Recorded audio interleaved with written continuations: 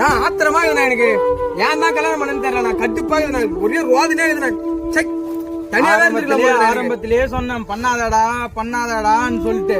கொண்டாட்டிங்களே யார விடக்கூடாது. சொன்னதை அப்பயே கேட்காம விட்டேன். நம்ம கையில வச்சிருக்கணும். நம்ம கையில வச்சு பைப் பண்ணணும். வீட்டுக்காரன் பைப் பண்ணணும். இதே இதுக்கு செல்லம் கொடுக்கணுமா அதுக்கு மட்டும்தான் செல்லம் கொடுக்கணும். சும்மா எங்க மாமியார் போன் பண்றாங்க. சொல்லுங்க அத்தா, உங்க பொண்ணு பண்ணது நியாயமா? பாத்திரம் தேய்க்கிறேன், கோலம் போடுறேன், குழந்தைங்களை ஸ்கூலுக்கு கூட்டு போய் விடுறேன், எல்லா வேலையும் நான் பண்றேன். அவ வேலைக்கு போயிட்டா பெரிய இதுவா?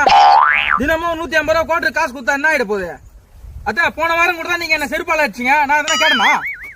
வயசுல பெரியவங்க சொல்றதா அமைதி நின்றுதான். ஆனா எங்க மாமா கூட தான் அசிங்கமா கேட்டாரு. அமுச்சு விடுங்க வீட்டுல அக்கம் பக்கத்துல எங்கன்னு கேக்குறாங்க. அசிங்கமா இருக்குது. அதான் ஒரு 150 ரூபா அந்த மட்டும் ஜிபே பண்ணிக்கலாம் தான்.